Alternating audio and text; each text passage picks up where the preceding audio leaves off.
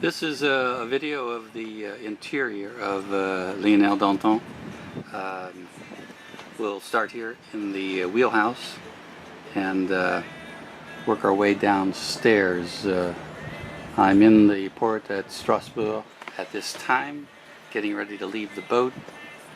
I'm trying to clean it up a little bit, so what you see is what you get. But you can see we're looking forward from the stern. There's glass all around the wheelhouse, which is one of its very pleasant attributes. A lot of sunshine, a lot of views, and I can tell you other people envy this look. Forward we've got the controls, a couple seats. You can see a radiator off to the left hand side part of the central heat.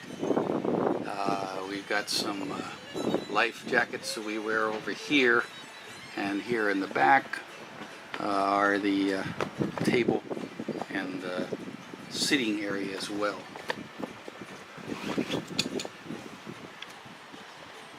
My height is just at the max for this, and when I'm running the boat, I'm typically on a chair, so it makes it a little easier, or I just spread my legs as I'm standing and I can lower my head just a little bit.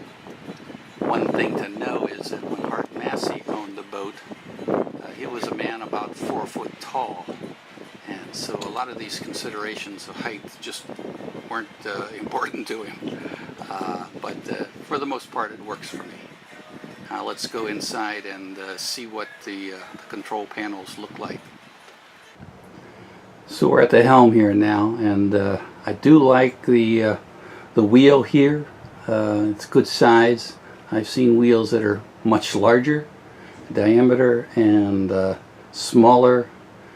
Some people have put on hydraulic steering, so they just use a joystick, which I don't think I would care for. This works out well.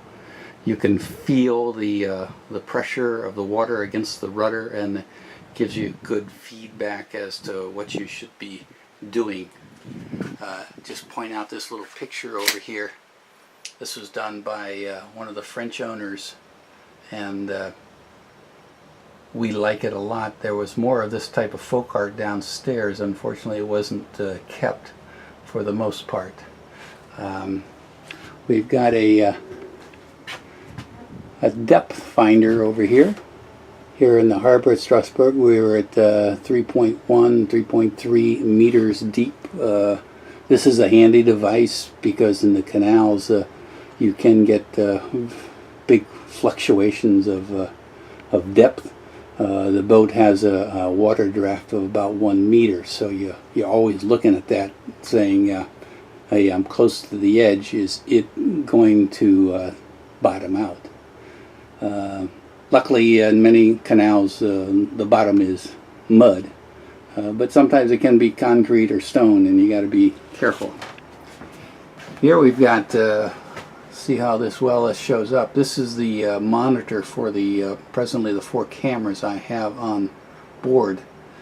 So we've got the bow looking forward, and that camera generally looks down because I want to see the approaching lock door or the right hand side wall as I'm approaching to something. And then the Belgian flag, you see, that's at the stern. That's important mostly for mooring when you're coming into a tight spot. I don't have the luxury of looking back for too long, and using these bow and stern cameras helps a lot to know that you're going to make it. And then the 2 lower pictures are the port and starboard pictures. Useful coming into locks. How close am I to something? The port camera looks a little further ahead, so if some crazy barge is coming down a narrow canal and just not doing right, you can record this, and all this is saved to a hard drive. Generally I never look at it unless there's something that is curious that I want to go back and look at. It's on a rolling table because we've got some controls under here for the solar, and so I can move it left and right. I will rebuild this cart this winter to make it a little better. The throttles here, forward and reverse. As you push forward, you're going forward, but it's also increasing your number of turns on your prop. Most of this is old instrumentation that basically isn't needed anymore. The controls for the generator downstairs, which we don't use, and we use this to reduce or remove the compression on the engine when we want to stop it. This is the original control panel. This year I'm going to have these blue things made up with nice plastic labels that I can put on there and remember what everything is. We've got the new radio here. This replaces the larger unit down here, which failed on us this year, and I don't know that it can be fixed. We've got the computer over here. So why do we need a computer, and why do we need the TV with the cameras here? Well, this is just driven on the boat and we're looking out, whereas over here I run typically Google Earth, and I don't know whether you'll be able to see it very well. This is Strasbourg, where we are here in the harbor. Lionel is written there, and we can have this follow us along as we're moving, and it's very nice sometimes to say, you know, you're half a mile away. What does this marina look like, and how wide is it, and can I maneuver, and where are the walls? So we'll be looking at this, and we'll even look at it while we're just on a straight canal, just to see what's up ahead. And switching over here, I'm into the navigation system that we have. This is the Lionel down here in green, and this is again the harbor, and this is a route I would take out of town. So it's going to plot that for me. It's going to give me details over here in terms of bridges and locks and how big are they, and so forth. It gives you distances as you're traveling.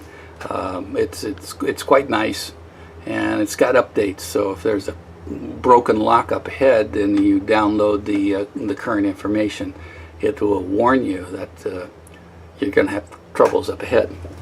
So over here we got two GPS pucks that drive the GPS for the navigation and for Google Earth.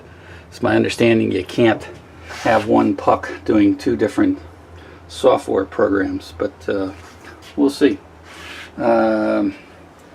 Bilge pump here for the engine room, the pump out water. We're going to have a new one installed in front of the bulkhead, which is up here where my hand is, and that'll be down in the kitchen area.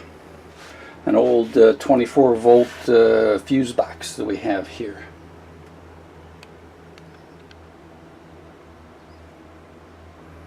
You always get nice views because we have so many windows. And this is the work table here, and that middle window in the back can open, which makes it really nice. Also, this table, the top of it can be removed, and it sits down in that recess, and with some additional cushions that we have, we can make that into a berth.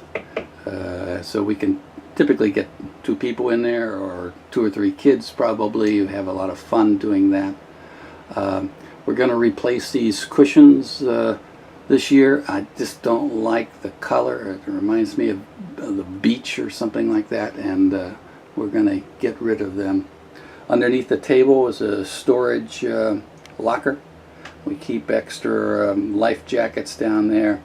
The French water police, they were on board a couple weeks ago, and while these are quite modern and very usable because they're not bulky or anything like that, they don't have the EU stamp of approval on them. They're UL, or Underwriters Laboratory, and they don't like that. So I show them the old life jackets I have down here, and by golly, they have the symbol there for EU, and they say that's fine as long as I have 4 of those on board. They don't care what other life jackets I have. So that's that. And you saw the other day the entrance to the engine room through this hatch over here. We've got new fire extinguishers that I purchased last year. These are ion water mist extinguishers, and you can use them on electronics, but they're good for basically any type of fire here that we have on the boat. And when it's cold, we can close this door and that bird hatch over the top to have heat down below and not have it come up here into the wheelhouse at the nighttime. I didn't show you inside this cabinet here, but that's all the wiring for the instrumentation, 12 and 24 volt instruments that we have on board. This little piece of kit we have on the board is something I developed. The wheel here will rotate, but it doesn't have a locking system on it, and some of the old barges certainly do. But there are times when you come in and you want to turn the wheel all the way to port or starboard, and you want to be able to lock it. So I can bring this over here and slip it on and tighten it up, and then I can go out on the deck, and I know that the wheel is going to stay in that position. And typically when it's locked like this, we have the prop turning, so that forces the boat in a particular direction. And while we're out on the deck, then we secure the lines and come back in and turn off the engine. And look what's passing here as I'm talking, just to give you a little view. This is a barge that makes nearly a daily trip up towards the inclined plane. He hauls gravel, and he comes in at a port which is very tight, and he puts his nose against the side and he pivots around 180 degrees to unload his gravel at the facility there at that small port. One of the things we found on board when we bought the boat were architectural drawings that Hart Massey created for this boat. When he bought it, people were living on it, but it wasn't to his satisfaction.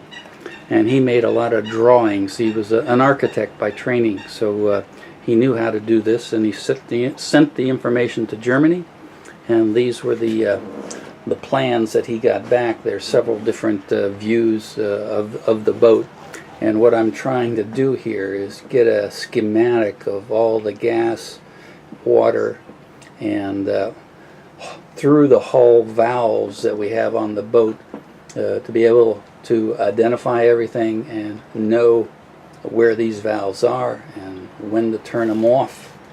So when I leave for the winter, I don't come back and find the boat 3.1 meters down in the water. So we'll add some more annotations over here, and I might try to clean this up at home over the winter so it looks a little better, because some of the partitions have changed, the number of berths. Interesting, I discovered here that apparently Massey wanted to have a bidet on board, and that's what this room is, a shower and a bidet over here. That's not there any longer. And this back here is the engine room, so it's actually below deck here. But it's kind of interesting to have found these things and see what other people have done before you. We're down below now, and we're looking aft to the galley or kitchen, and the stairs going up to the wheelhouse.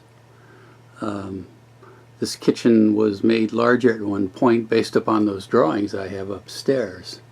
So let me walk over and try to show you what's there, because surprisingly it's quite a bit and it's all we need. Over on the wall there between those two windows is the hot water heater system for the boat. The cover is off it now because we're getting ready to replace it with something that's not 40 years old. It hasn't been working much this latter part of this year, and we're going to get one in here that makes sure that we have hot water and consistent temperatures at the shower particularly. So below it is a typical kitchen sink. We have a gas cooktop over here, so all the cooking and the heating is done with propane, and for the central heat that uses diesel. We've got a very small washing machine here that is good for lighter garments, but towels and blue jeans not so good.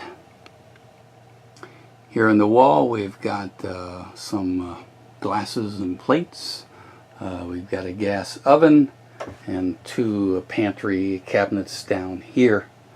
I'll point out the garbage can. That's some of the folk art that the French lady did here on the boat. Originally, apparently, there was folk art on all of these cabinets, but they've been painted over. And then looking from the sink over to the starboard side, you have the stairs there, and that black box is the video control for the cameras I have on board. This shelf over here is my disgrace. Marion would like me to do something with it, but these are all little things that I use somewhat regularly, and I just don't have a spot convenient to put them. But so I promise next year that I'll clean that off and we can put some flower vases over there or something. Behind the curtains there, curtain 1, curtain 2, we have more space for storage, typically of drinks and dry goods, and containers for recycling plastic, metal, and glass. And our refrigerator, which we bought last year, had we known we were going to have such good electric this year, maybe we'd have tried to get something a little larger, but this is a 2-star energy efficient refrigerator, and size-wise it's probably fine for what we have and what we need. Up above here in the kitchen and in the living room is a skylight, which is nice, and those doors can open. They have covers over them now, so there's not as much light coming through as we can get if we like. Down here on the floor is a hatch to the boat. There's about a 6-8 inch space down below it. This is where water might collect if you have a leak or something. And this is also where we're going to put in a bilge pump this winter, an automatic pump that should water somehow find its way into the boat, the bilge pump would automatically send it overboard.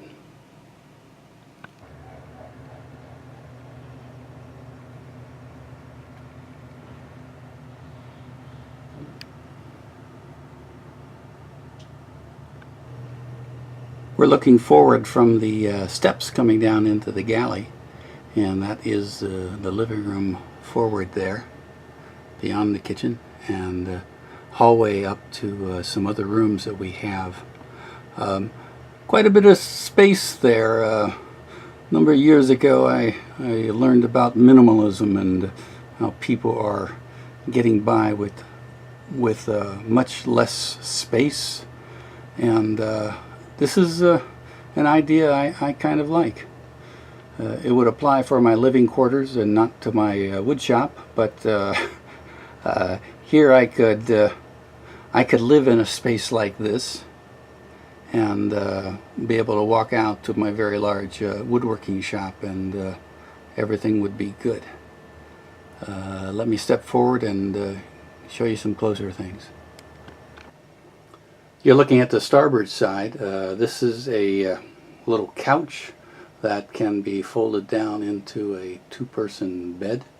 So Lionel can sleep 7, we're told, but it gets crowded because the space here would have to be rearranged every night, and for short periods it might be okay. We've got windows down here that bring us in our light. We got these fancy fixtures on the wall, and behind the couch there is 1, a radiator, but 2 storage compartments back over here. And basically on the boat they try to squeeze in anything they can to use the space that's there. You might have to move something to get at it, but it works. And we put things behind the couch over there for storage as well. We've got a TV down here. We also have a satellite dish, which I've never used and which I should probably toss in the metal recycling can someday. But Marion's job when we come into a larger town is go to a pawn shop and buy 50-cent used DVD movies, and we watch those on a regular basis. We've got a diesel fireplace over here. I had never heard of a diesel type of fireplace before I got on the boat, but it works well. It seems to consume a good amount of diesel. It's fairly clean, but next year we may be trying some different fuel, and maybe it'll be even cleaner. We bought a printer last year. We use it primarily for printing out our trip reports, so we have in printing, in a printed form, everything that we're going to pass: villages, towns, bridges, locks, and it'll give us dimensions and so forth, which is nice to look ahead and something that you can leaf through and see what your trip is going to be like, and it also gives you distances that you're going to travel to. So we really need that, and we use it for some other things as well. These 2 chairs also are recliners, but not the good type where you can recline right from the position they're in now. You have to move them forward in order to get them to work. So we typically are sitting up watching TV. That wall over there on the lower part, those are storage cabinets as well. Underneath that are pipes running for the hot water system and for the radiators. And then on top of that we have our family pictures, friends. Marion's little bird here from Alsace, crane.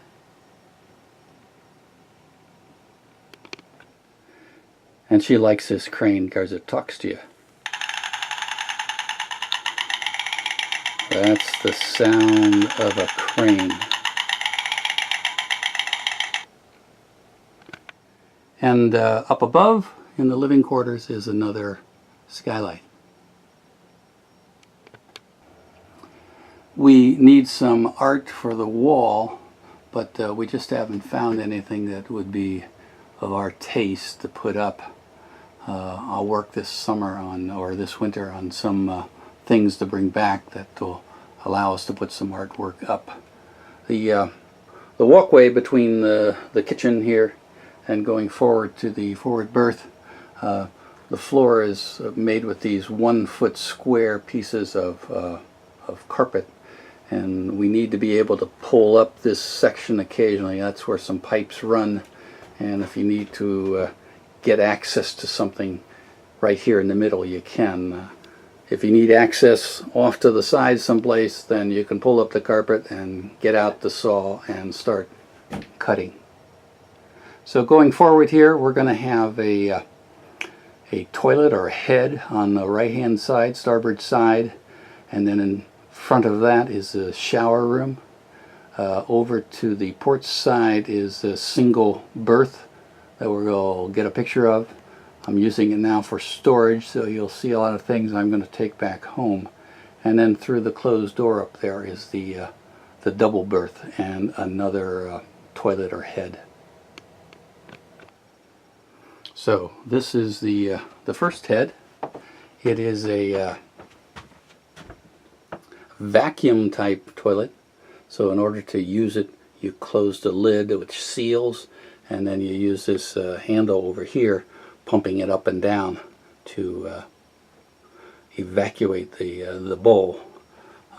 Got a nice view for some people, and a little bit of a storage here if you needed, a mirror for grooming, and there's no door here, so you have to do your business in the public. I'm joking, of course. You can close this door, and you get some privacy. Opposite the first head toilet is a small closet. This is where my clothing goes. Marion has one in the forward cabin. And this is the shower room.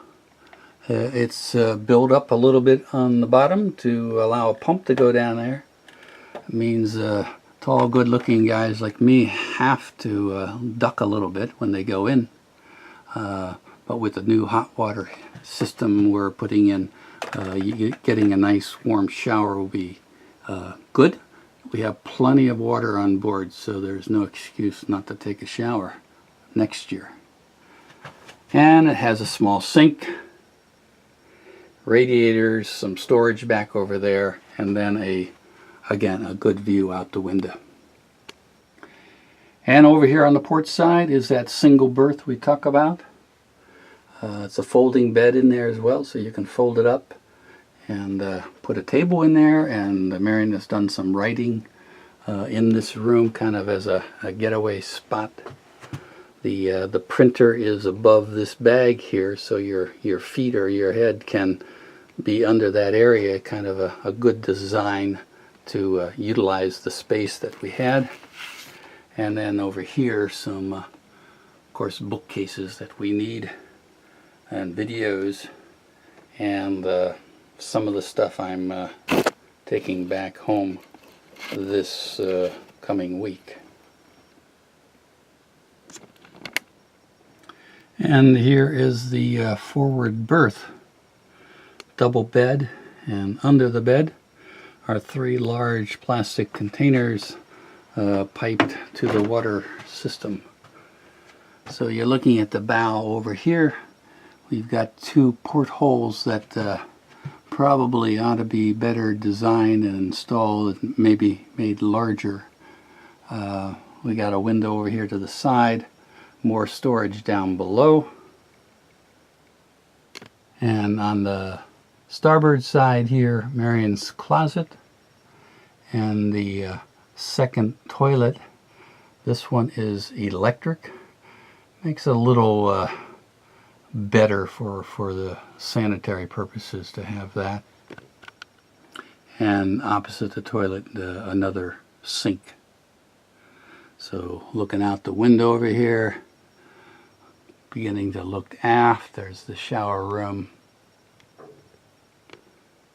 Looking forward from the that double berth back into the living quarters, kitchen, and then the stairs going to the engine room. And unless I've forgotten something, that's your tour of the inside of Lionel Danton.